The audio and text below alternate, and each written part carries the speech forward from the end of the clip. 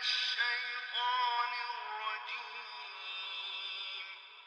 بسم الله الرحمن الرحيم.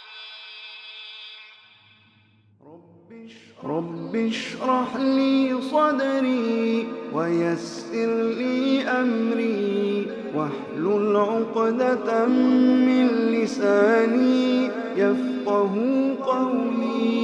رب اشرح لي صدري ويسر لي أمري واحلل عقدة من لساني يفقه قولي.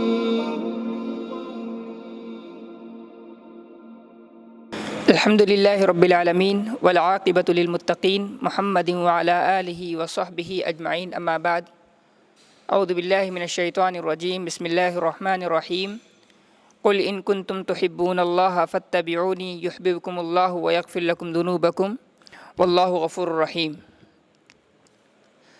محترم حاضرین، گزشتہ درس میں ہم نے بات کی تھی احادیث کی تقسیم کے سلسلے میں، ان احادیث کی تقسیم کے سلسلے میں جو منتہا سند کی انتہا کے اعتبار سے ہوتی ہے، یعنی جہاں پر سند جا کر کے ختم ہو جاتی ہے، تو اس کی کل 3 قسمیں ہیں: مرفوع، موقوف اور مقطوع. پھر ہر ایک کی پر تفصیل سے گفتگو کی گئی تھی، اور آج انشاءاللہ تعالی ہم جو گفتگو کرنے والے ہیں وہ اسناد کے متعلق ہے. یعنی اسناد کے حوالے سے بات کریں گے کہ اسناد کیا ہوتی ہے، کسے کہتے ہیں. تو اسناد کیا ضروری ہے، بہت زیادہ اہم ہے حدیث کو بیان کرتے وقت سندوں کو بیان کرنا، کیونکہ اللہ کے نبی صلی اللہ علیہ وسلم کے زمانے تک اور صحابہ کے دور تک اس کی ضرورت محسوس نہیں کی گئی کہ سند کے ساتھ حدیثوں کو بیان کیا جائے. لیکن جب بعد میں لوگ سنت میں دوسری چیزیں ایجاد کرنے لگے، دین کے نام پر نئی اور اللہ کے نبی صلی اللہ علیہ وسلم کی طرف احادیثیں منسوب کرنا شروع کر دیے، تو علماء نے اس کو بنیاد بنایا، سند کو بنیاد بنا کر کے ان سے سوال کرنا شروع کر دیا کہ آپ یہ جو حدیث بیان کر رہے ہیں کہاں سے بیان کر رہے ہیں، کس سے بیان کر رہے ہیں. تو تب سے یہ سند کا سلسلہ شروع ہو گیا، اور اسی لیے یہ سند یہ ہتھیار بن گیا محدثین کا، احادیث کو چیک کرنے کا، احادیث کو جاننے کا، پرکھنے کا ایک ذریعہ بن گیا. اور یہ اسلام کی خصوصیات ہے. دنیا میں جتنے بھی مذاہب ہیں ان تمام مذاہب کے اندر جو دینی باتیں موجود ہیں ان دینوں باتوں کا کوئی سر پیر نہیں ہے، یعنی کوئی سند موجود نہیں ہے. بیان کرنے والا کون ہے، انہوں نے کس سے بیان کیا، انہوں نے کس سے سنا، یہ ساری کی ساری چیزیں دنیا کی کسی بھی مذہبی کتاب کے اندر موجود نہیں ہے. اور یہ خصوصیت صرف اور صرف اللہ تعالیٰ نے اسلام کو نوازا ہے. اور یہ ساری خصوصیات خصوصاً سنت میں پائی جاتی ہیں کہ جب سنت کے متعلق کوئی بات ہوتی ہے، اسلام کے متعلق کوئی بات ہوتی ہے، تو وہاں ہم سند دریافت کرتے ہیں، سند معلوم کرتے ہیں. اسی طریقے سے اسی لیے حضرت عبداللہ ابن مبارک رحمۃ اللہ علیہ فرماتے ہیں الاسناد من الدین، کہ اسناد دین کا حصہ ہے. ولولا الاسناد، اگر اسناد نہ ہوتا لقال من شاء ما شاء، تو جو چاہتا، جو کوئی بھی شخص اٹھ کھڑا ہوتا اور جو چاہتا وہ کہہ ڈالتا. یعنی اگر سندوں کا سلسلہ نہ ہو اور سندیں اگر نہ پوچھی جائیں، معلوم نہ کی جائیں اور سند کو بیس نہ بنایا جائے، تو کوئی بھی آج اٹھ کر کے کھڑا ہو کر کے یہ بات کہہ سکتا ہے کہ اللہ کے رسول صلی اللہ علیہ وسلم نے یہ بات کہی ہے. اگر کوئی کہتا ہے تو ہم اس سے سند پوچھ سکتے ہیں کہ بتاؤ اس کی سند کیا ہے، اس کی دلیل کیا ہے، کس بنیاد پہ یہ بات کہہ رہے ہو. تو سند کیا ہے؟ سند در حقیقت صیانت دین کا حصہ ہے. اسی طریقے سے کہا گیا، حضرت سفیان الثوری رحمۃ اللہ علیہ فرماتے ہیں الاسناد صلاح المؤمن، کہ اسناد جو ہے، سند، یہ مومن کا ہتھیار ہے.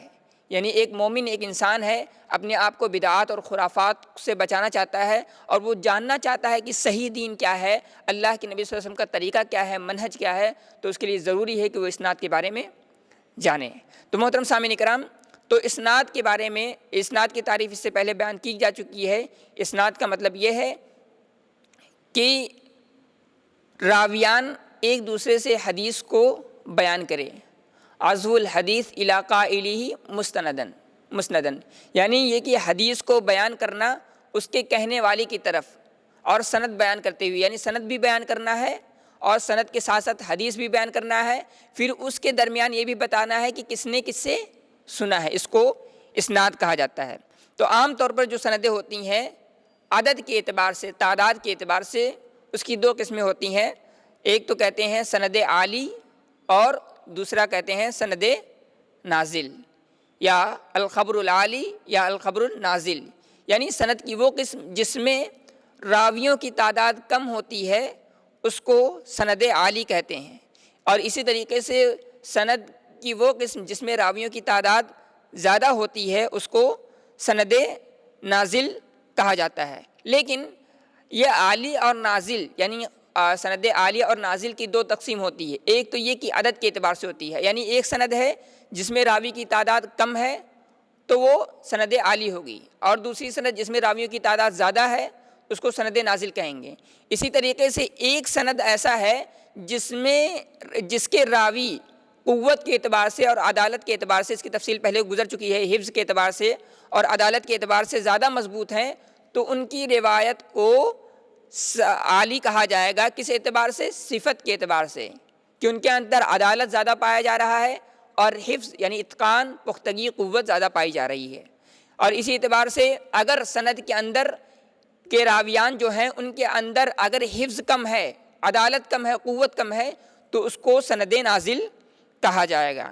کبھی کبھار ایسا ہوتا ہے کہ ایک ہی حدیث ہوتی ہے اور وہ سند یعنی تعداد کے اعتبار سے تو وہ عالی ہوتی ہے لیکن ضبط اور عدالت کے ناحیے سے وہ نازل ہوتی ہے. کبھی کبھی کوئی روایت ایسی ہوتی ہے جو ضبط اور عدالت کے ناحیے سے تو وہ عالی ہوتی ہے لیکن تعداد کے اعتبار سے وہ نازل ہو جاتی ہے.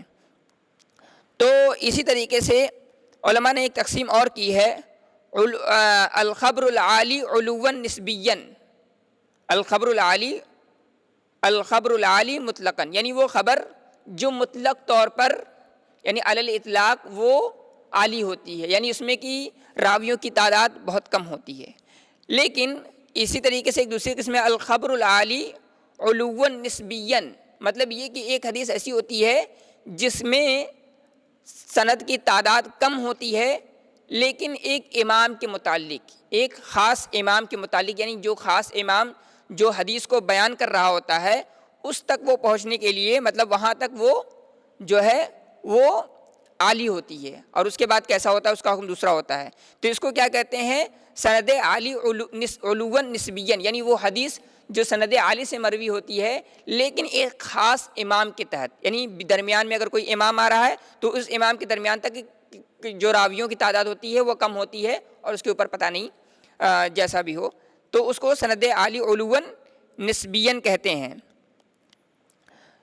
جیسے انہوں نے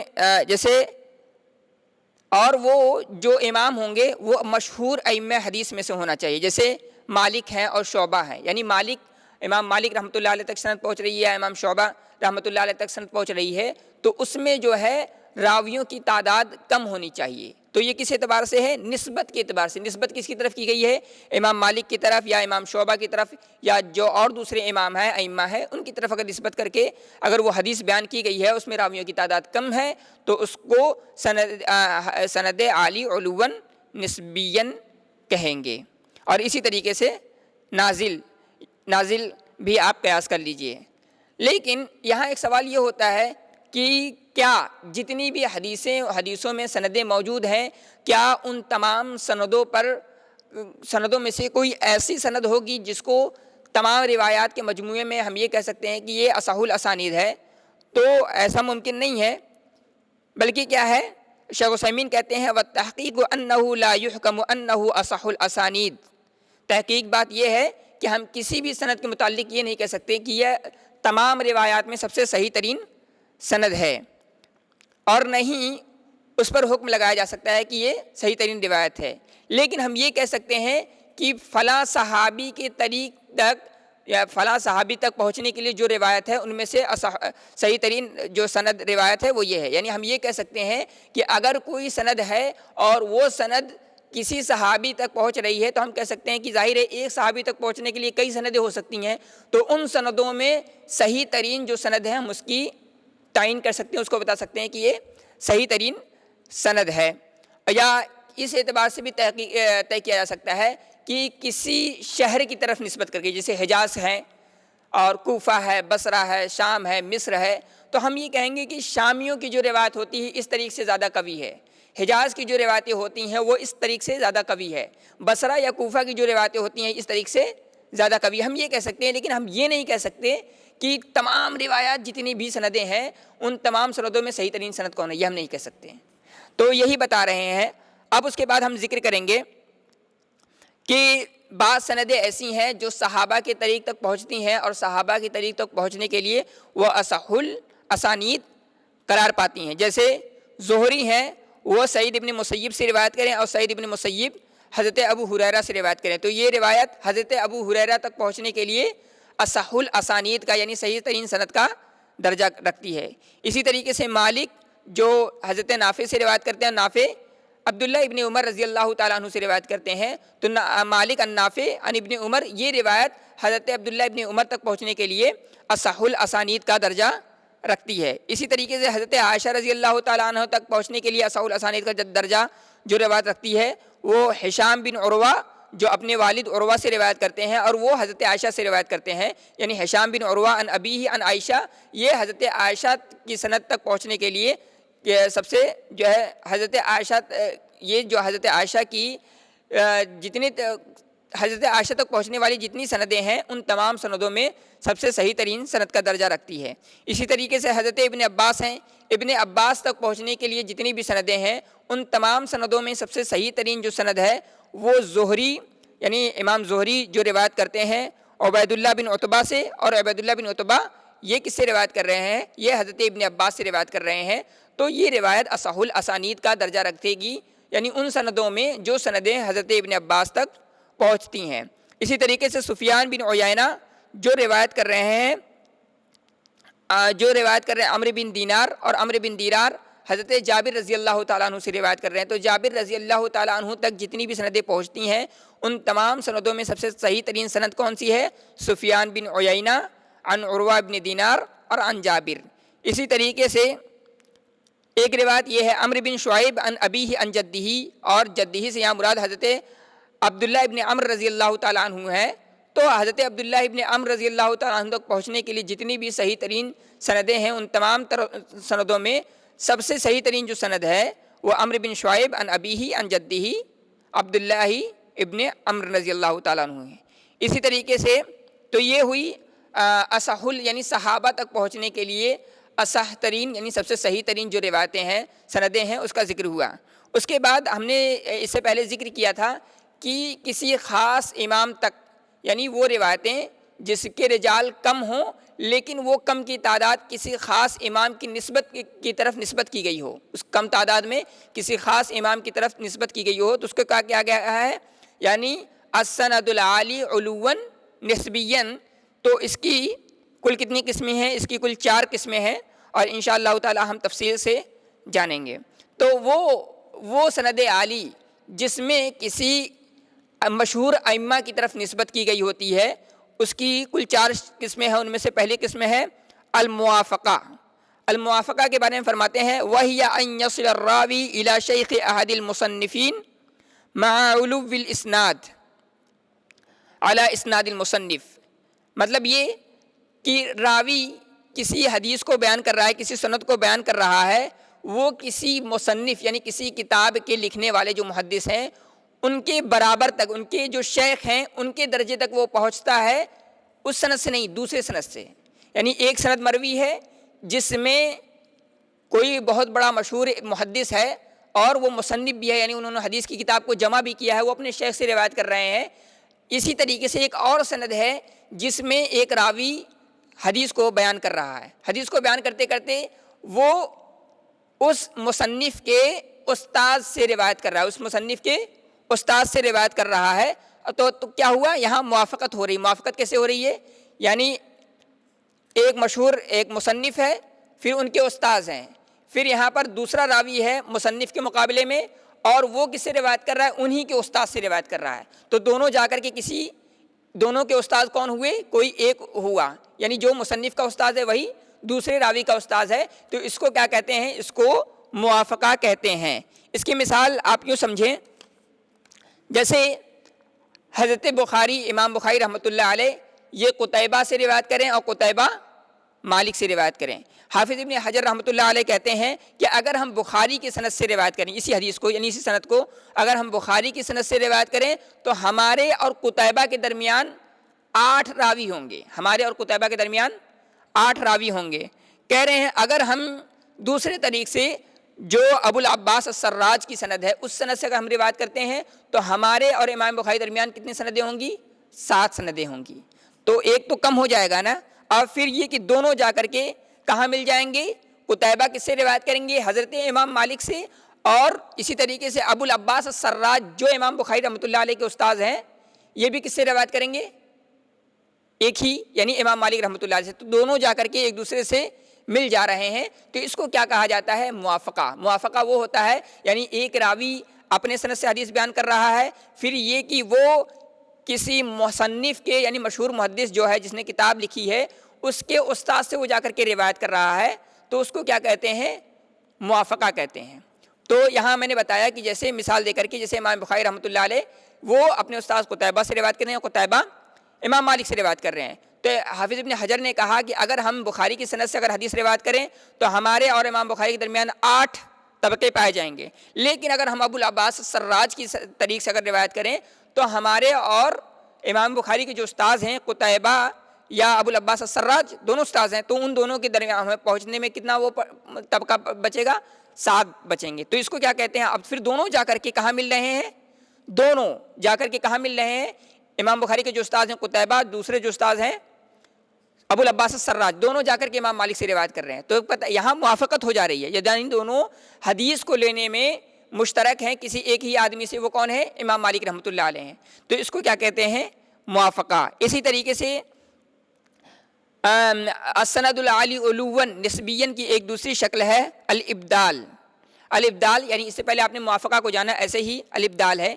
ابدال کا مطلب یہ ہے کہ راوی حدیث کو بیان کرتے وقت حدیث کو بیان کرے، اور بیان کرتے وقت پچھلے میں کیا تھا کہ وہ کسی مصنف کے استاد تک پہنچ جائے، کسی مصنف کے استاد تک پہنچ جائے اور وہاں جا کر کے موافقت ہو جائے۔ یہاں پر کیا ہے؟ کسی مصنف کے استاد استاد تک پہنچ، یعنی اور اوپر وہ جا کر کے ملے، تو اس کو کیا کہتے ہیں؟ ابدال۔ ابدال کسے کہتے ہیں؟ راوی کوئی حدیث بیان کرے اور وہ اپنی طریق سے وہ روایت بیان کر رہا ہے، اور کسی مصنف کے استاد یعنی اوپر والے طبقے میں جا کر کے وہ مل جا رہا ہے، اس کو کیا کہتے ہیں؟ الابدال۔ تو اس کی مثال جیسے حضرت امام بخاری رحمۃ اللہ علیہ روایت کرتے ہیں قعنبی سے، عبداللہ بن مسلمہ القعنبی، یہ امام بخاری کے استاذ ہیں، وہ ان سے روایت کر رہے ہیں اور وہ امام مالک سے روایت کر رہے ہیں۔ بدلاً عن القتیبہ، بدلاً عن القتیبہ، قتیبہ کی جگہ پر، یعنی قتیبہ اس سے پہلے میں نے بتایا کہ امام بخاری کس سے روایت کر رہے تھے؟ قتیبہ سے، اور یہاں پر امام بخاری کس سے روایت کر رہے ہیں؟ عبداللہ بن مسلمہ القعنبی سے روایت کر رہے ہیں، وہ کس سے روایت کر رہے ہیں؟ امام مالک سے۔ تو پہلی روایت میں کیا تھا؟ قتیبہ تھے، اور یہاں کون ہے؟ عبداللہ بن مسلمہ القعنبی ہیں۔ تو یہاں دونوں الگ الگ ہو گئے، لیکن دونوں کے جو استاذ ہیں امام مالک وہ وہاں موافقت ہو گئی۔ تو اس سے یہ پتہ چلا اس کو کیا کہتے ہیں؟ ابدال۔ اسی طریقے سے ایک اور قسم ہے المساوات، یعنی السند العالی علوا نسبیاً کی تیسری شکل ہے المساوات۔ کہتے ہیں وہی ان یستوی عدد رجال السند، کہ راوی کوئی حدیث کو بیان کرے، کوئی حدیث اپنے سند سے بیان کر رہا ہے، اس میں راویوں کی تعداد اتنی ہی ہے جس طرح کوئی مصنف حدیث کو بیان کر رہا ہے اور اس میں راویوں کی تعداد اتنی ہے۔ کیسے؟ مثال کے طور پر یہ سمجھیں کہ جیسے حافظ ابن حجر رحمۃ اللہ علیہ نے ایک حدیث بیان کی ہے، اس حدیث کو صحیح الجامع کے اندر امام البانی رحمۃ اللہ علیہ نے صحیح قرار دیا، حدیث نمبر 4484 نمبر کی روایت ہے، صحیح الجامع کے اندر شیخ البانی رحمۃ اللہ علیہ نے اس روایت کو صحیح قرار دیا ہے۔ اور اس روایت میں خصوصیت یہ ہے کہ اس روایت میں جو حافظ ابن حجر بیان کر رہے ہیں اس میں 10 راوی ہیں۔ کتنے ہیں؟ 10 راوی۔ اسی طریقے سے اسی روایت کو امام ترمذی رحمۃ اللہ علیہ بیان کر رہے ہیں، اس میں بھی کتنے راوی ہیں؟ 10 راوی ہیں۔ میں نے کیا بتایا تعریف میں کہ وہی ان یستوی عدد رجال السند، کی للراوی کی راوی کی جو سند کی تعداد ہے، راوی کے سند کے جو روات کی تعداد ہے وہ کتنے ہیں؟ 10 ہے۔ اور پھر یہ کہ جو کوئی مصنف ہے وہ اپنی سند سے وہ حدیث بیان کر رہا ہے تو اس کے راویوں کی تعداد بھی کتنی ہے؟ 10، یعنی دونوں برابر ہیں، اسی کو مساوات کہا جاتا ہے۔ تو میں نے یہ بتایا کہ حافظ ابن حجر رحمۃ اللہ علیہ نے ایک روایت کو بیان کی ہے جس روایت کو شیخ البانی نے صحیح الجامع کے اندر صحیح قرار دیا ہے، اور اسی روایت کو امام ترمذی رحمۃ اللہ علیہ نے اپنی کتاب کے اندر بیان کیا ہے۔ اس روایت کو بھی، یہ روایت ظاہر صحیح ہے، اور بتانا یہ مقصود ہے کہ دونوں راویوں میں، دونوں سندوں میں کتنے افراد ہیں؟ 10 ہیں۔ اور حدیث کیا ہے؟ حدیث یہ ہے، وہ کہتے ہیں قل هو اللہ احد تعدل ثلث القرآن۔ یہ قل هو اللہ احد یہ ثواب کے اعتبار سے قرآن کے تہائی حصے کے برابر ہے۔ یعنی آپ قل هو اللہ احد تلاوت کریں اور قرآن کا ایک تہائی حصہ یعنی 10 بار آپ تلاوت کریں تو آپ کو قل اللہ پڑھنے پر اتنا ہی ثواب ملے گا جتنا آپ ایک تہائی یعنی 10 بار پڑھنے پر آپ کو ثواب ملتا ہے۔ اس روایت میں جو حضرت ابو ایوب انصاری رضی اللہ تعالیٰ عنہ کی سند سے مروی ہے، اس میں کیا ہے کہ یہ جو ترمذی کی سند ہے اس میں بھی 10 راوی ہیں، اور جو اس میں ہے دونوں میں 10 راوی ہیں۔ تو یہاں کیا ہوا؟ مساوات ہو گیا، یعنی دونوں میں راویوں کی تعداد برابر ہو گئی۔ تو اس کو کیا کہتے ہیں؟ السند العالی علوا نسبیا کی یہ تیسری قسم ہے، المساوات۔ اسی طریقے سے چوتھی شکل ہے المصافحہ، کہتے ہیں وہی ان تستوی اسناد الراوی عددا ما اسناد تلمیذ احد المصنفین، یعنی یہ کہ کوئی راوی ہے وہ اپنے سند سے حدیث بیان کر رہا ہے، اور اس سند میں بھی اتنے ہی راوی ہیں جتنا یہ کہ کسی مصنف کے تلمیذ یعنی شاگرد جو ہے، یعنی کسی محدث ہیں جنہوں نے کتاب لکھی ہے اور ان کا جو شاگرد ہے وہ حدیث بیان کر رہا ہے، اس میں بھی راویوں کی تعداد برابر ہے۔ یعنی یہ کہ کوئی، میں نے اس سے پہلے بتایا کہ کوئی اس میں مساوات میں نے کیا بتایا کہ اس میں ایک آدمی ہے وہ اپنی طریق سے حدیث کو بیان کر رہا ہے، اس میں راویوں کی تعداد برابر ہے۔ اسی طریقے سے کوئی مصنف ہے، محدث ہے، وہ اپنی طریق سے کوئی روایت کو بیان کر رہا ہے، اس میں بھی راویوں کی تعداد برابر ہے، تو اس کو المساوا کہا گیا ہے۔ یہاں پر المصافحہ کا مطلب یہ ہے کہ فرق اتنا ہے کہ اس میں مصنف جو ہوتا ہے اس کا جو شاگرد ہوگا وہ اپنے طریق سے، وہ اپنے سند سے حدیث کو بیان کر رہا ہوگا، اور جو دوسرا راوی ہے وہ اپنے سند سے حدیث کو بیان کر رہا ہوگا، دونوں میں راویوں کی تعداد برابر ہوگی۔ اس کو المصافحہ کہتے ہیں۔ تو ہم نے کیا جانا؟ ہم نے سب سے پہلے یہ جانا کہ سند کی کیا اہمیت ہے، پھر ہم نے یہ بتایا کہ سند کی 2 قسمیں ہوتی ہیں، عالی اور نازل، پھر بتایا کہ عالی اور نازل کی بھی 2 قسمیں ہوتی ہیں، صفت کے اعتبار سے اور تعداد کے اعتبار سے، عدد کے اعتبار سے۔ پھر ہم نے یہ بتایا کہ پھر اس کی 2 قسمیں ہوتی ہیں، مطلق سند عالی علواً مطلقاً اور سند عالی علواً نسبیاً۔ پھر ہم نے یہ بتایا کہ نسبت کی اس کے پہلے پھر اس کا حکم بتایا، اور حکم بتانے کے بعد پھر یعنی صحابہ کی جو سندیں ہیں اس میں جو صحیح ترین جو سندیں ہوتی ہیں چند ایک کی طرف اشارہ کیا۔ اس کے بعد ہم نے یہ بتایا کہ سند العالی علواً نسبیاً کی 4 قسمیں ہیں، مصافحہ، موافقہ، مصافحہ، مساوا، الابدال۔ یہ 4 قسمیں ہم نے آپ کے سامنے مثالوں سے واضح کیا۔ اب آگے ہم بڑھتے ہیں۔ حدیث کے یعنی سندوں کی ایک قسم یہ ہے روایت الاقران۔ روایت الاقران، قرن جمع اقران ہوتا ہے۔ یہاں اس کی جو محدثین نے تعریف کی ہے وہ یہ ہے کہ المتقاربان فی السن والاخذ عن المشائخ، مطلب یہ کہ 2 راوی ہوں، وہ حدیث کو بیان کر رہے ہیں کسی ایک استاد سے، اور وہ دونوں عمر میں برابر ہیں، وہ دونوں عمر میں برابر ہیں، یا یہ کہ دونوں اپنے استاد سے حدیث بیان کرنے میں برابر ہیں، یعنی کہ مجلس میں دونوں شریک تھے، تو اس کو کیا کہتے ہیں؟ روایت الاقران۔ جیسے یہاں مثال دیا ہے، جیسے روایت الاعمش عن التیمی، روایت الاعمش عن التیمی، یعنی اعمش اور تیمی یہ روایت میں ایک دوسرے کے یعنی عمر میں دونوں برابر ہیں، یا اپنے استاد سے کسی سے روایت کرنے میں دونوں برابر ہیں، لیکن کبھی کبھار ایسا ہوتا ہے کہ وہ ایک دوسرے سے بھی حدیث کو لے لیتے ہیں۔ یعنی 2 شخص ہیں، دونوں عمر میں برابر ہیں اور دونوں ایک استاد سے حدیث کو بیان کرنے میں برابر ہیں، لیکن بسا اوقات ایسا ہوتا ہے کہ دونوں آپس میں ایک دوسرے سے بیان کرنے لگتے ہیں، تو اس کو کیا کہا گیا؟ اس کو محدثین کی اصطلاح میں روایت الاقران کہا گیا۔ اسی طریقے سے روایت کی ایک اور شکل ہے روایت المدبج۔ مدبج مطلب یہ ہوتا ہے کہ ان یروی القرینان کل منہما عن الآخر، یعنی 2 آدمی ہوتے ہیں، 2 فرد، اور دونوں ایک دوسرے سے آپس میں روایت کر رہے ہوتے ہیں، اور دونوں جیسے حضرت ام المؤمنین عائشہ رضی اللہ تعالی عنہا ہے، یہ کبھی کبھار حضرت ابو ہریرہ رضی اللہ تعالیٰ عنہ سے روایت کرتی. دونوں کا زمانہ ایک ہے اور دونوں نے اللہ کے رسول سے حدیثیں سنی ہیں, لیکن کبھی کبھار وہ دونوں ہی آپس میں ایک دوسرے سے روایت کرتے ہیں. اور جیسے امام مالک ہے, امام اوزاعی ہیں, ان دونوں کا زمانہ ایک ہے, لیکن کبھی کبھار ایسا ہوتا ہے کہ دونوں ایک دوسرے سے روایت کرتے ہیں. اور کبھی کبھار جیسے احمد ابن حنبل ہیں اور علی ابن المدینی ہیں, یہ دونوں امام بخاری رحمۃ اللہ علیہ کے استاد ہیں, لیکن کبھی کبھار یہ دونوں جو امام بخاری کے استاد ہیں, کبھی کبھار ایسا ہوتا ہے کہ دونوں وہ آپس میں ایک دوسرے سے حدیثیں بیان کرتے ہیں. اچھا, یہاں جو مدبج اور روایت الاقران کی بات کی, اس کا فائدہ کیا ہے؟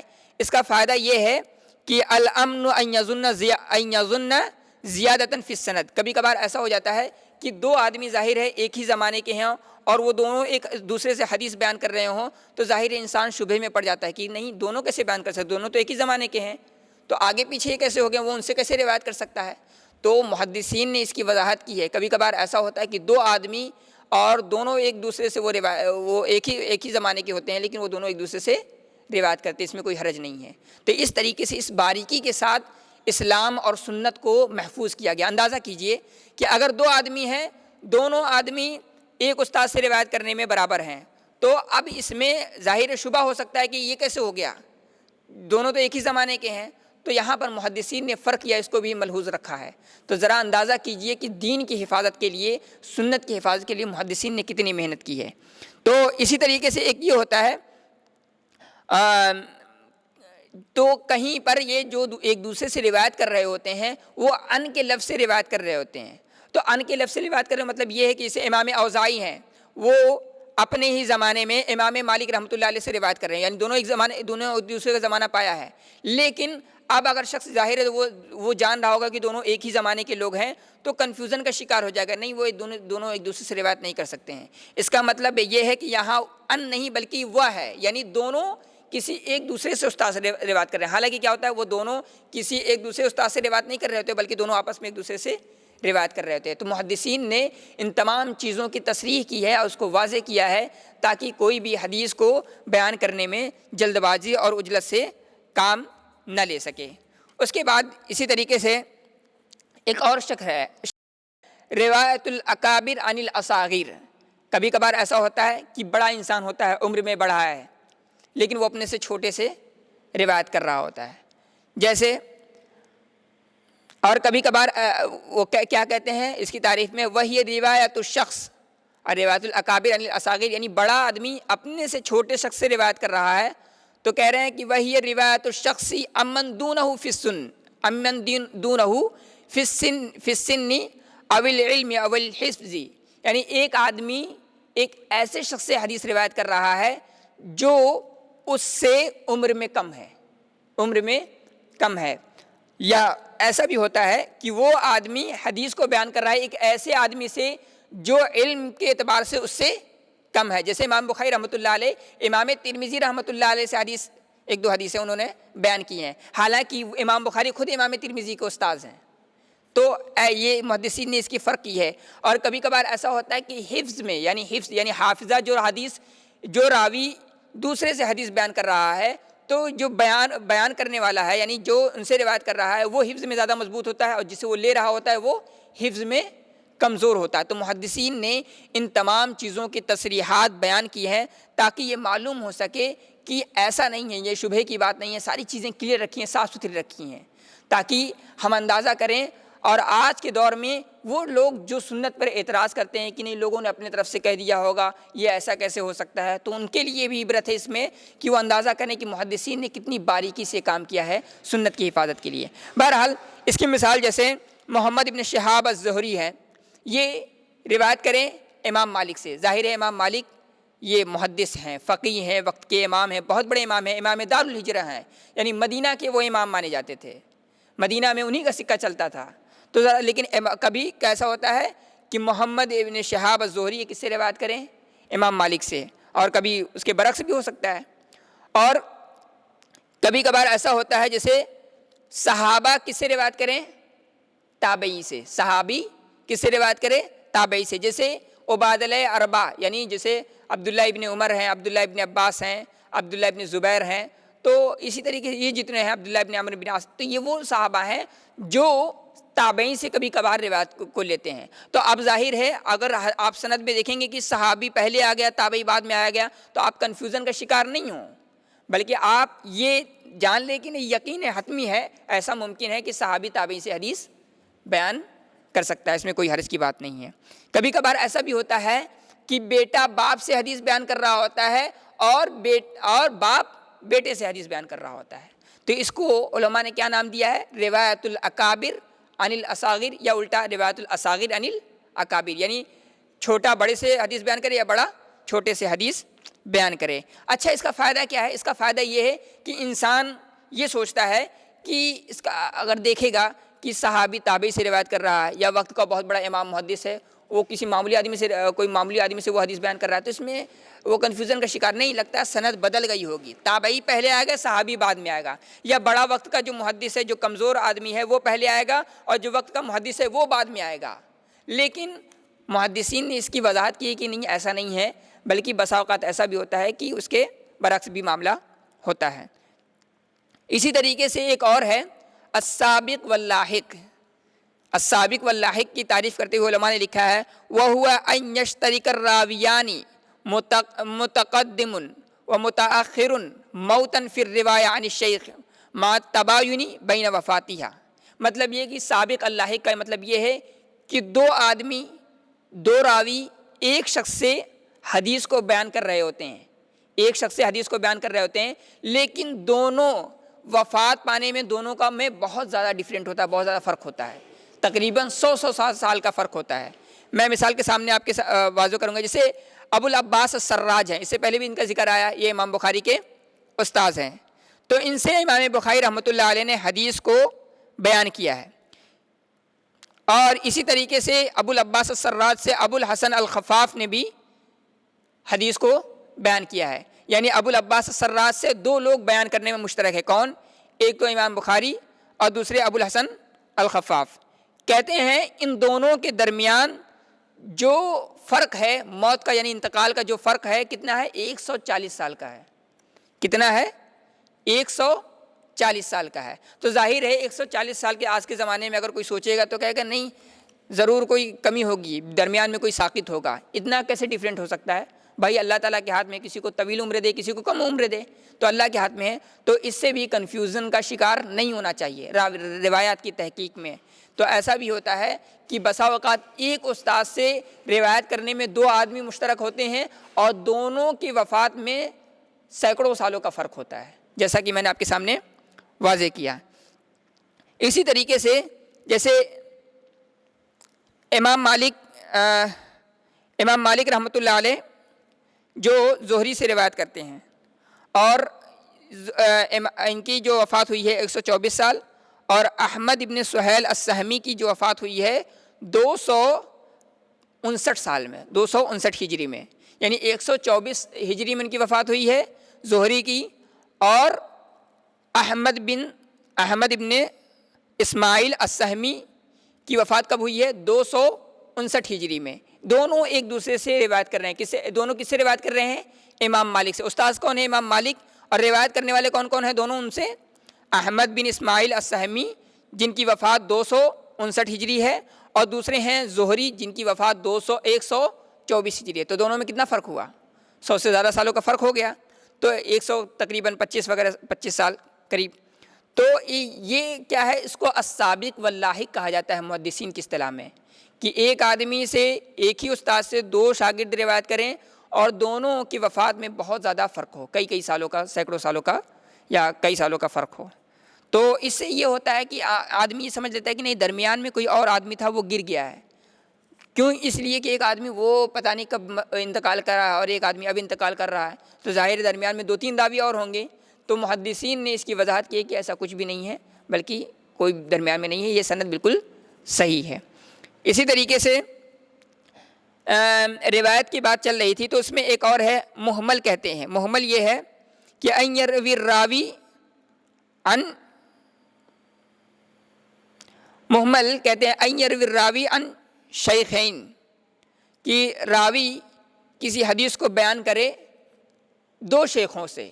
یعنی ایک آدمی ہے وہ دو شیخ سے حدیث کو بیان کر رہے ہیں اس طور پر کہ دونوں شیخ کا نام ایک ہے، یعنی ایک آدمی حدیث کو بیان کر رہا ہے، اس کے دو استاذ ہیں، دونوں استاذ کا نام ایک جیسا ہے، یا ایسا ہے کہ دونوں استاذ کے جو والد ہیں ان کا نام بھی ایک جیسا ہے۔ کبھی کبھار ایسا ہوتا ہے کہ وہ استاذ کا نام ایک جیسا ہے یا استاد کے جو والد ہیں ان کا نام بھی ایک جیسا ہے، کبھی کبھار ایسا ہوتا ہے کہ دونوں کا نام الگ الگ ہے لیکن والد کا نام ایک جیسا ہے، تو اس کو محدثین کی اصطلاح میں کیا کہتے ہیں؟ محمل۔ جیسے امام بخاری رحمۃ اللہ علیہ کے دو استاذ ہیں، ایک تو یہ کہ امام بخاری روایت کرتے ہیں احمد بن صالح سے، اور دوسرے احمد ابن عیسیٰ سے۔ احمد ابن عیسیٰ اور کون ہے؟ احمد ابن صالح، ان دونوں سے روایت کرتے ہیں۔ لیکن امام بخاری نے کی کتاب میں جو لکھا ہوا ہے، جیسے بخاری ان احمد، بخاری ان احمد، اب یہاں سمجھ میں نہیں آ رہا ہے کہ کون سے احمد ہیں، احمد ابن صالح ہیں یا احمد ابن عیسیٰ ہیں۔ تو محدثین نے یہ یہاں تصریح کی ہے کہ اگر کوئی راوی ہے کسی دو استاذوں سے روایت کر رہا ہے اور ان دونوں میں سے دونوں معتبر ہیں اور نام کی وضاحت نہیں ہے، تو مطلب یہ ہے کہ وہ حدیث صحیح ہے۔ میں نے مثال دی، جیسے امام بخاری ظاہر ہے وہ ضعیف لوگوں سے تو وہ حدیث روایت نہیں کریں گے، تو پتہ کیا چلا امام بخاری رحمۃ اللہ علیہ کے دونوں استاذ کیا ہیں؟ صحیح ہیں، درست ہیں، لیکن اور دونوں صدیق ہیں، تو اس میں کوئی مسئلہ نہیں ہے نام کی وضاحت ہو یا نہ ہو۔ لیکن کبھی کبھار ایسا ہوتا ہے کہ ایک آدمی حدیث کو بیان کرنے میں مشترک ہوتا ہے، اس کے دو استاذ ہیں، دونوں کا نام ایک جیسا ہے یا باپ کا نام ایک جیسا ہے، لیکن کیا ہوتا ہے کہ ان میں سے ایک ضعیف ہوتا ہے، تو اگر ضعیف ہے ان میں سے کوئی ایک تو وہاں پر وضاحت ضروری ہوگی۔ جیسے سلیمان بن داؤد الخولانی ہے اور سلیمان بن داؤد الیمانی ہے، یہ دو فرد ہیں، دونوں سے حدیثیں روایت کی گئی ہیں، تو اگر کوئی بیان کر رہا ہے تو ظاہر ہے اس میں سے جو سلیمان بن داؤد الیمانی ہے یہ ضعیف شخص ہیں، یہ ضعیف راوی ہیں، اگر کوئی حدیث کو بیان کر رہا ہے تو وہاں وضاحت کرنی پڑے گی کہ بھائی کون سے سلیمان بن داؤد ہیں، خولانی ہے یا یمانی ہے، تو اس کو محدثین کی اصطلاح میں محمل کہا جاتا ہے۔ تو اس کے بعد آج کے درس میں ہم نے جو جانا ہے وہ یہ ہے کہ سابق اور لاحق کسے کہتے ہیں، روایت الاکابر عن الاصاغر کسے کہتے ہیں، اور اسی طریقے سے محمل کسے کہتے ہیں، اور کچھ اور چیزیں تھیں، مدبج کسے کہتے ہیں اور اقران کسے کہتے ہیں۔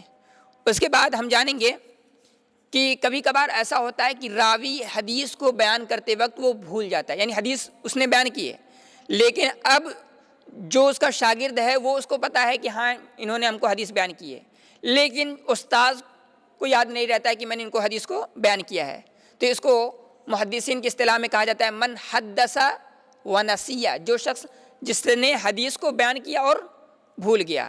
تو اس کا حکم کیا ہے؟ اس کا حکم یہ ہے کہ اگر وہ یقین کے ساتھ کہے کہ نہیں میں نے یہ حدیث اس سے بیان نہیں کی ہے، وہ مجھ پہ جھوٹ بول رہا ہے، وہ جھوٹ بول رہا ہے، تو کیا ہوگا؟ تو یہ جو اگر استاذ خود اس بات کی صراحت کر دیتا ہے یقین کے ساتھ، تو کیا ہوگا؟ استاذ کی بات مانی جائے گی اور جو راوی ہے اس کی بات کو نہیں مانا جائے گا، یعنی حدیث کو قبول نہیں کیا جائے گا۔ لیکن کبھی کبھار ایسا ہوتا ہے کہ اگر استاذ کو ذہن میں بات نہیں رہتی ہے، یعنی ہو سکتا ہے وہ کہتا ہے کہ مجھے یاد نہیں ہے، لا اذکرو، مجھے یاد نہیں ہے، تو سوال یہ ہے کہ اس کی روایت کو قبول کیا جائے گا یا نہیں قبول کیا جائے گا۔ تو دیکھیں جیسے ایک سند ہے آپ کے سامنے، یہ ابو داؤد کی روایت ہے اور اس روایت کو شیخ البانی نے صحیح قرار دیا۔ اس روایت میں یہ ہے کہ اللہ کے نبی صلی اللہ علیہ وسلم نے کسی کے سلسلے میں، مال کے سلسلے میں فیصلہ کیا، ایک گواہ کے ذریعے سے اور پھر ایک قسم لے لیا، یعنی دو گواہوں کے ذریعے سے فیصلہ ہوتا ہے، لیکن اس موقع پر اللہ کے نبی صلی اللہ علیہ وسلم نے ایک تو گواہی سے قبول کیا اور دوسرا ایک قسم لے کر کے فیصلہ کر دیا۔ تو یہ روایت ابو داؤد کی ہے، اور اس میں یہ کیا ہے؟ اس میں سہیل بن ابی صالح عن ابی ہریرہ، یعنی سہیل بن ابی صالح جو اپنے والد سے روایت کرتے ہیں اور ان کے والد حضرت ابو ہریرہ سے روایت کرتے ہیں۔ تو یہاں عبدالعزیز بن محمد الداوردی جو ہے یہ کہتے ہیں حدثنا به ربیعہ عن ابی عبد الرحمن بن ابی عبد الرحمن، کہ عبدالعزیز بن محمد یہ الدراوردی یہ کہتے ہیں کہ مجھ سے ربیعہ نے بیان کیا، ربیعہ بن عبد الرحمن نے، کہ فلقیت سہلا، کہ میں فلقیت سہیلا، کہ میں سہیل سے ملا اور سہیل نے مجھے یہ حدیث بیان کی ہے کہ وہ سہیل اپنے والد سے بیان کرتے ہیں اور وہ حضرت ابو ہریرہ سے بیان کرتے ہیں۔ تو اس کے بعد کیا ہوا کہ جب یہاں جب سہیل سے ملے اور ان سے پوچھا گیا کہ آپ نے یہ حدیث بیان کی ہے، تو سہیل نے کہا کہ میرے ذہن میں یہ بات نہیں ہے۔ تو پھر اس کے بعد انہوں نے وہ حدیث ان کو سنایا، یعنی محمد عبدالعزیز بن محمد الدراوردی نے پوری روایت ان کو پڑھ کر کے سنایا کہ حدیث ایسی سی ہے جو آپ نے ان سے بیان کیا ہے۔ تو وہ کیسے بیان کرتے تھے؟ وہ ایسے بیان کرتے تھے، حدثنی عبدالعزیز، کہ مجھ سے عبدالعزیز بن محمد الدراوردی نے بیان کیا ہے۔ وہ کس سے روایت کرتے ہیں؟ وہ بیان کرتے ہیں، کہتے ہیں حدثنا بہ ربیعہ بن ابی عبد الرحمن، کہ ان سے ربیعہ بن عبد الرحمن نے بیان کیا، اور ان سے سہیل بن ابی صالح، اور وہ اپنے والد سے، اور پھر وہ حضرت ابو ہریرہ سے روایت کرتے ہیں۔ تو اس روایت کو کیا کہتے ہیں محدثین کی اصطلاح میں؟ من حدث ونسیہ۔ تو یہ چند اصطلاحات تھی محدثین کے کہ جو اسناد کے حوالے سے، سند کے حوالے سے تھی۔ انشاءاللہ تعالی یہ سلسلہ آگے بھی چلتا رہے گا۔ آخر میں اللہ رب العالمین سے دعا رب العالمین ہم تمام مسلمانوں کو کہنے سے زیادہ عمل کرنے کی توفیق عطا فرمائے، آمین۔ وآخر دعوانا الحمدللہ رب العالمین۔